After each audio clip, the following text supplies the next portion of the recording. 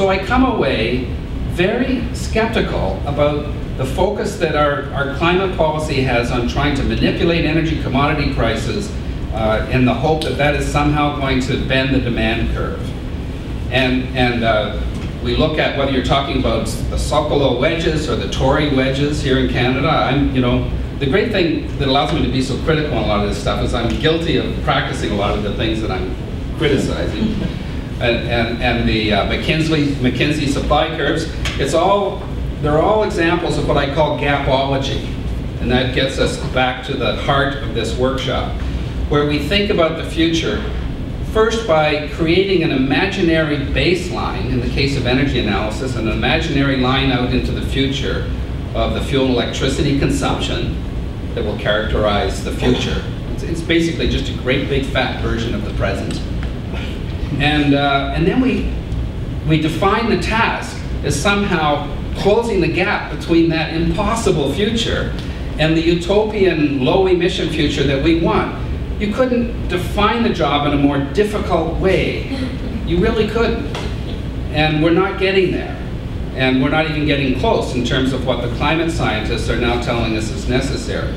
So that's led me, and I'm sort of transitioning into the second point, which is actually a much briefer one, which is that we have to be thinking much more holistically about achieving a sustainable energy system. And so the question, can you have a low-carbon Canada without nuclear power, is almost a dangerous question in the sense that unless it's answered and asked in the context of what would a sustainable energy future look like in Canada. And there, where my thinking is moving now, is that rather than these exercises in gapology that we've all been engaged in, I think maybe what we need to do, and this comes back finally to the behavior question, is take a look at where are the greenhouse gas emissions coming from in terms of actual human needs and demands for needs and amenities.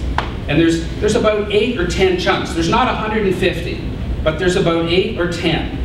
There's our homes that we like to keep warm and comfortable. There's our commercial buildings that need to be lit and be warm and productive places to work. There's our need to have access, which sometimes gets translated into mobility, but we really should say access to employment, to recreation, to shopping, to education. There's the need to be able to move goods and services, which leads to freight transportation demands. There's the manufacturing sectors, there's a few others. And if you think about each one of those and say, first of all, what would a low emission future, what would a sustainable version of this look like? Forget about the gap. Forget about the baseline. Start with a blank piece of paper and say, what would a low emission sustainable housing sector look like? And then follow that up with, well, whose behavior is stopping that from happening?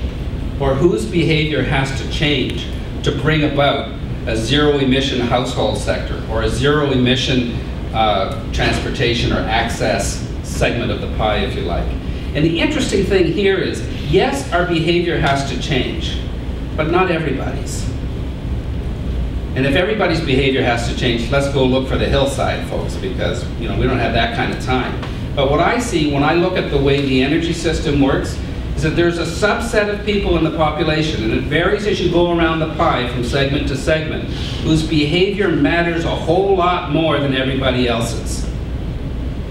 If you look at the residential home heating and comfort situation, for example, you would say, you know what's stopping us there? People don't have the money to finance the change, and if they did, they wouldn't be able to find a contractor that knows how to do it.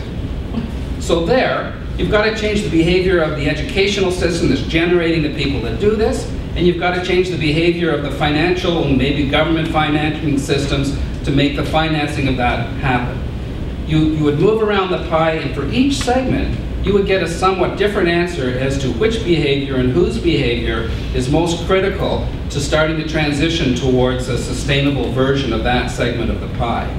And that's the sort of the pragmatic approach, if you like, that I think is most likely to lead us to practical solutions that can have some effect in the next 10 or 20 critical years to starting to make these transitions. And I think what we'll find is that in doing so, they address a number of other related social issues at the same time. That's one of the things that is typically true of energy. It brings together an awful lot of things. That's what attracts so many people like me to its study